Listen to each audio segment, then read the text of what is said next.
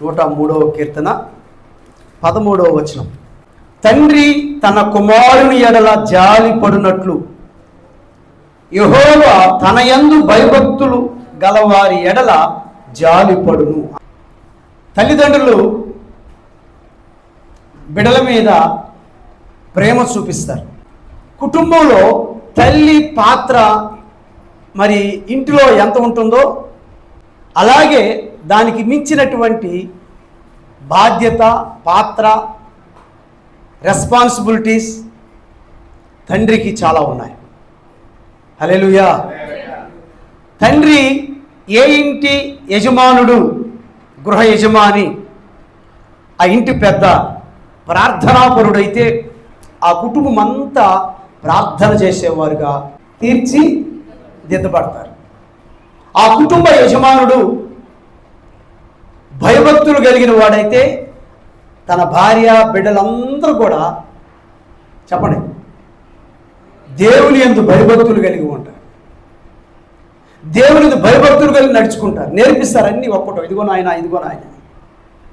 ఇశ్రాయేలు ప్రజలు వారి పిల్లల విషయంలో దేవుడు ఇచ్చినటువంటి ఇన్స్ట్రక్షన్స్, సూచనలు వారి బిడ్డలకు వాళ్ళు నేర్పించారు. చూడండి, ద్వితీయోపదేశకాండం 6వ అధ్యాయము 6 నుండి 7 వచనాలు ఎవరైనా చదవండి. పాస్టర్ గారు చదువుతారు. ద్వితీయోపదేశకాండం 6వ అధ్యాయం 6 నుండి 7 వచనాలు. నేను నీకు ఆజ్ఞాపించు ఈ మాటలు నీ హృదయంలో ఉండాలి. నీవు నీ కుమారులకు, వినండి జాగ్రత్తగా, నీవు నీ కుమారులకు వాటిని అభ్యసింపజేసి అంటే వాటిని నేర్పించి నీ ఇంట కూర్చుంటున్నప్పుడును, వినండి జాగ్రత్తగా, నీ ఇంట్లో కూర్చోనప్పుడు, త్రోవలో నడుచున్నప్పుడు, పండుకున్నప్పుడును, లేచినప్పుడును వాటిని గురించి మాట్లాడాలి. హల్లెలూయా. సూచనలుగా బ్యాస్లైట్ వేసుకుంటారా? బ్యాస్లైట్ ఇంకా కన్నుల నడుమ బాసికముల వలె నీ గౌరునికి నువ్వు వేసుకున్న చొక్కాలకి దేవుని వాక్యం ఉండాలి. దేవుడు కొంతమంది వాక్యాన్ని చిన్నటువంటి ఏమిటో ఏందో స్టిక్కర్ లాంటివి పెట్టుకుంటారు. Jesus Christ lord of all. నా కారు మీద the lord is my shepherd, Christ died for our sins. చాలా దేవుని వాక్యాలు, చాలా మాటలు మనం పెట్టుకోవచ్చు. బాసికములుగా ఉండాలి, మనకు గుర్తుగా ఉండాలి. బ్యాస్లైట్లుగా చేతులకు కట్టుకోవాలి, మన గౌను మీద రాసుకోవాలి, గోడల మీద రాసుకోవాలి. మన బిడ్డల కంట వాటిని అభ్యసింపచేసి వారికి నేర్పించి ఆ మార్గాల్లో దేవుడు ఇచ్చిన సూచన ప్రకారం మనం నేర్పించాలి. ఇశ్రాయేలు ప్రజలు ఆ రీతిగా చేశారు. హల్లెలూయా. ఏం చేశారు? పడుకున్నప్పుడు, కూర్చున్నప్పుడు, లేచినప్పుడు, నడుచున్నప్పుడు, వారి బిడ్డలు, మీ పిల్లలు కొడుకో కూతురు 2 చేతులు పట్టుకు చెరొకరు పట్టుకో, మొన్న షికారుకి వెళ్ళినప్పుడు, వాకింగ్కి వెళ్ళినప్పుడు, పార్క్కి వెళ్ళినప్పుడు ఏం నేర్పించాలా? దేవుడు మాటలు, దేవుడు వాక్యం. ఆయన అన్యాయం చేయకూడదు, అక్రమాలు చేయకూడదు. ఈ నేర్పిస్తే కదా మన పాటికి మనం డబ్బు లేక మనం చూసుకుంటూ ఉంటే, మన పాటికి మనం చేసుకుంటుంటే, నేను అంతా సంపాదించేదా నీకోసమే కదా. ఏంటంట, నువ్వు ఎంత సంపాదించినా దేవుని యందు భయభక్తులు లేకపోతే దేనికి?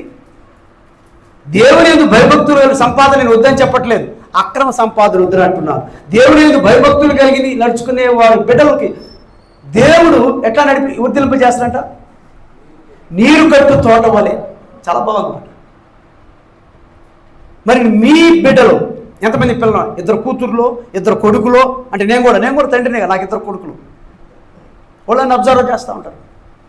మా డాడీ ఏసై పాట పాడుతున్నాడా, సినిమా పాట పాడుతున్నాడా, బ్రాందీ థమ్సప్ తాగుతున్నాడా, థమ్సప్లో బ్రాందీ కలుపుకొని తాగుతున్నాడా, మంచి మాటలు మాట్లాడుతున్నాడా, బూతు మాటలు మాట్లాడుతున్నాడా, మంచి పనులు చేయమని ఎంకరేజ్ చేస్తున్నాడా, చెడ్డ పనులు చేయమని ఎంకరేజ్ చేస్తున్నాడా, చెడ్డ పనులు చేసినా చూసి చూడనట్టున్నాడా. నువ్వు బీడీలు, సిగరెట్లు తాగుతా, బ్రాందీ తాగుతా, నీ కొడుక్కి తప్పు తాగకూడదు అమ్మ, చెడిపోతావు అంటావు. నేను ఎట్లా చెడిపోయి నువ్వు చెడిపోకూడదు అంటారు. అంటే నీ వాడే మారిపోడు. నిన్ను చూసి వాడు పెద్ద అయిన తర్వాత నువ్వు తాగిన బ్రాండే తాగుతాడు. అంటే నీ కొడుకులకు, నీ కూతుర్లకి ఇంటర్నల్గా నువ్వేం చేస్తున్నావంటే వాళ్ళు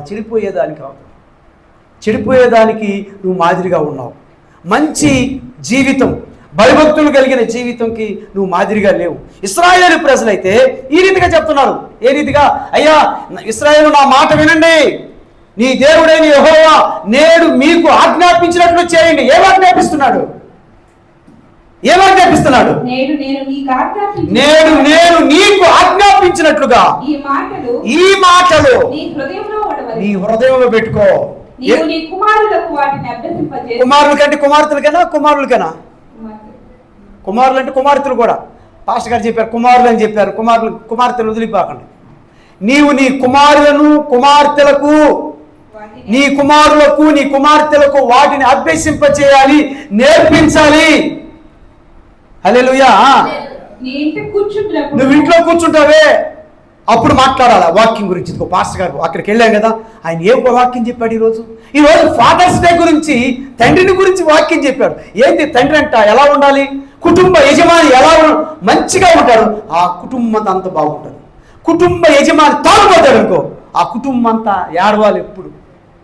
ఆ కుటుంబ యజమాని మంచి క్యారెక్టర్, మంచి ప్రవర్తన లేకపోతే ఆ కుటుంబం అంతా గలిబిలైపోతుంది. ఆ కుటుంబ యజమానికి నైతిక విలువలు లేకపోతే ఆ కుటుంబం అంతా అసలు లెక్క లేకుండా అయిపోతారు.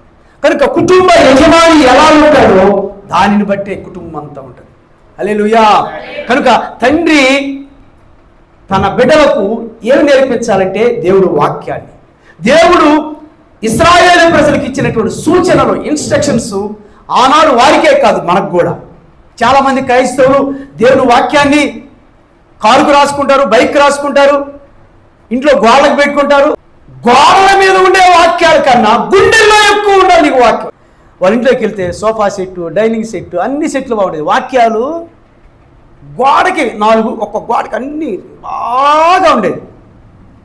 కానీ వాళ్ళ హృదయాల్లో వాక్యం లేదు, ప్రార్థనాపరులు కాదు. అంటే గోడల మీద వరకే వాక్యాలు, వారి గుండెల్లో వాక్యాలు లేవు. గోడల క్యాలెండర్ల మీద వరకే వాక్యాలు, వారి మనసులో లేవు. అలాంటిది కాదు. ఆ వాక్యం మనలో పెట్టుకొని ఆ వాక్యానుసారమైన జీవితం జీవించాలి. హల్లెలూయా. 100 వాక్యాలు నేర్చుకుని, 119 కీర్తన నేర్చుకొని, ఇలా పెద్ద మంచి మంచి వాక్యాలు నేర్చుకొని, 10 కమాండ్మెంట్స్, 10 ఆజ్ఞలు నేర్చుకొని, యేసు ప్రభువు చెప్పినటువంటి ధన్యతలు నేర్చుకొని మంచి నేర్చుకోవడమే. పరలోక ప్రార్థన నేర్చుకోవడం, అన్నీ నేర్చుకోవడం మంచి. దేవుని వాక్యం చదవడం, కంఠోపాఠం చేయడం మంచిది. దానికన్నా మంచిది ఏంటంటే వాక్యానుసారంగా జీవించు. నీ బిడ్డకి నువ్వు వాళ్ళని నేర్పించకపోతే వాడు ఏమైపోతాడు? చెడిపోతాడు. వాడిని గద్దించకపోతే ఏమైపోతాడు? చూడండి, సామెతల గ్రంథము 17వ అధ్యాయం 6వ వచనం చదవండి. నీ మనమ సంతానము నీకు కిరీటం లాంటి వారు అంట. అయితే నీవు తండ్రిగా నీ బిడ్డలకి ఏది బోధిస్తావో, ఏమి నేర్పిస్తావో, వాడు కూడా వాడి బిడ్డలకి అది నేర్పిస్తాడు. హల్లెలూయా. మా నాన్న మంచి ఇలా నేర్పించాడు. మా నాన్న ప్రార్థనా పడు. మా నాన్న వాక్యం చదవకుండా, ప్రార్థన చేసుకోకుండా బయటకు వచ్చేవాడు కాదు. మా నాన్న ఎక్కువ వాక్యం ధ్యానించేవాడు. మాకు అది నేర్పించాడు. ప్రతి ఆదివారం ప్రార్థనకి వెళ్ళమని మా నాన్న నేర్పించాడు. నాకు జాబ్ వచ్చి దుబాయ్ పోయినా, నాకు జాబ్ వచ్చి అమెరికా పోయినా, ఇంకో దగ్గరికి వెళ్ళినా అక్కడ ప్రతి ఆదివారం దేవుని సన్నిధికి వెళ్ళవలసింది మా డాడీ మాకు నేర్పించాడు. నా కష్టార్జితంలో దర్శింపాలు దేవుడికి ఇవ్వాలా, మా డాడీ నాకు నేర్పించాడు. ప్రార్థన లేదు, వాక్యం లేదు, క్రమం లేదు, పద్ధతి లేదు, దేవుడికి భయభక్తులు లేవు. నీ బిడ్డలు ఎలా వర్ధిల్లుతాడు, దేవుడు నీ బిడ్డలు ఎలా కాపాడుతాడు. అందుకే 91వ కీర్తన 14 వచ్చిన చూడండి. అతడు నన్ను ప్రేమిస్తున్నాడు కనుక నేను అతన్ని తప్పిస్తానన్నాడు. నీవు దేవుడిని ప్రేమిస్తే, యేసయ్యని ప్రేమిస్తే నిన్ను తప్పిస్తాడు ఆయన. నీకు తెలియని అపాయాలు, తెలియనటువంటి వ్యాధులు, తెలియనటువంటి యాక్సిడెంట్లు, భయంకర పరిస్థితుల్లో వచ్చినప్పుడు ప్రభువే తోడుగా తప్పింది. చదవండి ఆ వాక్యం. 91వ కీర్తన 14వ వచనం చదువు. అతడు నన్ను ప్రేమిస్తున్నాడు కనుక నేను అతను తప్పిస్తాను. హల్లెలూయా. ఆ అమ్మాయి నన్ను ప్రేమిస్తుంది కనుక కీడు నుంచి నేను తప్పిస్తా. ఆ అబ్బాయి నన్ను ప్రేమిస్తున్నాడు, ఆ ఆకస్మిక మరణం నుంచి నేను తప్పిస్తా. ఆ కుటుంబం నన్ను ప్రేమిస్తుంది, కీడు నుంచి తప్పిస్తా. ప్రభు మాటది. అతడు నన్ను ప్రేమిస్తున్నాడు కనుక నువ్వు ఒకవేళ ప్రేమిస్తుంటే ప్రభుని తప్పిస్తాడు. ఆ అమ్మాయి నా నామం తెలుసుకున్నది, నన్ను ఎరిగిన అమ్మాయి యేసు నామంలో గొప్ప కార్యం తెలుసుకుంది. ఏం జరిగింది? గణపరుస్తాడు నేను. హల్లెలూయా. నువ్వు యేసు ప్రభుని తెలుసుకుంటే చాలు, నువ్వు ఆటోమేటిక్గా నువ్వు గణపరచబడిపోతావు. నువ్వు గొప్పవాడు అవుతావు. హల్లెలూయా. నువ్వు ఫస్ట్ తెలుసు యేసు ప్రభుని అంటావు. నేను నేర్చుకో. ప్రార్థన వాక్యం లేకుండా నువ్వు ఇంటిలో నుంచి బయటికి రాకూడదు. నువ్వు క్రైస్తవుడు కాదు, క్రైస్తవురాలు కాదు. ప్రార్థన చేసుకుని బైబిల్ చదువుకొని నీ పనిని ఆరంభించు. నువ్వు తాపి పని చేస్తావో, డ్రైవింగ్ చేస్తావో, సున్నం కొడతావో, పెయింటర్వో, సెక్యూరిటీవో, పాలు తీసి బతుకుతావో, పాలు తిని బతుకుతావో. ఏసయ్యా ఈరోజు నీ దొంగతనానికి పోతుండా 2 చైన్లు, స్మార్ట్ ఫోన్లు, ఐఫోన్లు నాకు తగిలితే నీకు దర్శనం కరెక్ట్గా ఇస్తావు ప్రభువా లేదా ప్రార్థన చేసి పోయేవాళ్ళు. ఈరోజు ఈరోజు ప్రభువా ఈరోజు పలా పని మీద పోతుండా వాళ్ళకి నాశనం కావాలా, నీకు బాగుపడాలా. ఏంటంట వీళ్ళు అలా ప్రార్థన చేసేవాళ్ళు క్రైస్తవులు కాదు. అలా ప్రార్థన క్రైస్తవులు కాదు. వాడు దేవుని బిడ్డలు ఎందుకు అవుతారు? ఒకరు నాశనం కోరేవాడు దేవుని బిడ్డలు కాదు. మన ప్రభు ఏమన్నాడంటే నిన్ను వలె నీ పొరుగు వారిని ప్రేమించి ప్రభు చెప్పాడు. ఈ శత్రువుని కూడా ప్రేమించమని చెప్పాడు. ఒకరి నాశనం కోరుతున్నావు అంటే, ఒకరు చెడిపోతున్నావు అంటే నువ్వు దేవుడి బిడ్డవు కాదు, నువ్వు దేవుడి బిడ్డవు కాదు, నువ్వు దేవుడి బిడ్డవు కాదు. దేవుని బిడ్డలు యేసయ్య బిడ్డలు అయితే అందరి క్షేమం కోరుకుంటారు. నాలాగా అందరూ బ్రతకాలి ప్రభా, నేను నష్టంలో కష్టాల్లో బ్రతికిన అందరూ బాగా బ్రతకాలి ప్రభా అని కోరుకునేవాడు యేసయ్య బిడ్డ. ఆటోమేటిక్ నువ్వు ఎప్పుడు అలా ప్రార్థన చేసి దేవుడిని వేడుకుంటావో దేవుడికి నీ ప్రార్థన ఇష్టం అవుతుంది. సూపర్గా చేసావమ్మా ప్రార్థన, అయ్యా సూపర్ చేసావు ప్రార్థన. అందరైతే నాకు ఉద్యోగం కావాలా, నా కారు కావాలా, నా బంగారు కావాలా, నా కుక్క కావాలా, బంగ్లా కావాలా, అపార్ట్మెంట్ కావాలా, చెప్పండి ఇంకా అన్నీ అడుగుకుంటాం. కొంతమంది ఏం చేస్తారు తెలుసా? సేవకుని గురించి ప్రార్థన చేస్తారు, పాస్టమ్ గురించి ప్రార్థన చేస్తారు, వాళ్ళ కుటుంబం గురించి ప్రార్థన చేస్తారు, సంఘాన్ని గురించి ప్రార్థన చేస్తారు, వారు చేసే సేవను బట్టి ప్రార్థన చేస్తారు, నూతన ఆత్మలు నడిపించాలని ప్రార్థన చేస్తారు, దేవుని సేవ విస్తరించాలని ప్రార్థన చేస్తారు. అలాంటి వారికి దేవుడు అడగకుండానే వాళ్ళకి ఇస్తారు. ఆయన నీతిని, ఆయన రాజ్యమును మనం వెతికితే seek first his Kingdom and his righteousness and all things added up to you. మత్తయి సువార్త 6:33 నువ్వు మొదట దేవుని పని, దైవ సేవకునికి సహకారంగా దేవుని సేవ జరిగించడం గాను, దేవుని పరిచయం ఆగిపోకుండా దేవుని మందిరంలో పనిచేయడానికి ఏదో ఒక పని నువ్వు చేసినప్పుడు నా ప్రియమైన సహోదరి సహోదరులారా, దేవుని వాక్యం చెప్తుంది నీకేం కావాలో నీ నోట్లోకి రాక మునిపే, నీ పెదాలకు రాక మునిపే ప్రభు నీకు అది ఇస్తాడు. దేవుని సేవకునికి సేవకి సహాయం చేసిన సహకారం వాళ్ళు ఎవరైనా సరే, హల్లెలూయా. ఆమె అనుకుంది ఆయన మా తండ్రి, మా డాడీకి నేను సహాయం చేయాలి. హల్లెలూయా. నేను డాడీనప్పుడు నేను ప్రార్థనాపరుణ్ణి, వాక్యం నేర్చి ప్రకటించేవాడిని, భయభక్తులతో ఖండితంగా బోధించి హెచ్చరించి గద్దించేవాడిని. నా బిడ్డలకు ఆశీర్వాదం కాక దీవెనలు కాక ఇంకేం వస్తాయి? హల్లెలూయా. ఆ బిడ్డ వచ్చి సంతకం పెట్టింది. ఆ బిడ్డని దేవుడు ఆశీర్వదించడా? హల్లెలూయా. ఆమె ఒకటానికే కాదు, మిమ్మల్ని అందరూ కూడా దేవుడు ఆశీర్వదిస్తాడు. మీరందరూ నా బిడ్డలే. వాక్యానికి లోబడి వాక్య ప్రకారంగా నడుచుకున్నప్పుడు మీ డాడీ, మీ నాన్న, మీ ఆత్మీయ తండ్రి నిన్ను గద్దించినప్పుడు, నిన్ను హెచ్చరించినప్పుడు, నీతో కఠినంగా మాట్లాడినప్పుడు లోబడు, విధేయత చూపు, నొచ్చుకోబాకు, నిష్ఠూరపడబాకు, నష్టం నీకే. చూడండి సామెతల గ్రంథము 13:24. సామెతల గ్రంథం 13:24 చదువు. బెత్తము వాడని వాడు తన కుమారునికి విరోధి, కుమారుని ప్రేమించువాడు వారిని శిక్షించును. ఏంటంటే బెత్తము వాడని వాడు తన కుమారునికి విరోధి. అందరు చెప్పండి. కర్ర తీసుకొని బెత్తం తీసుకొని తల్లిదండ్రులు సరి లేకపోతే, తండ్రి సరి లేకపోతే కుటుంబం గలిబిలి అయిపోతుంది.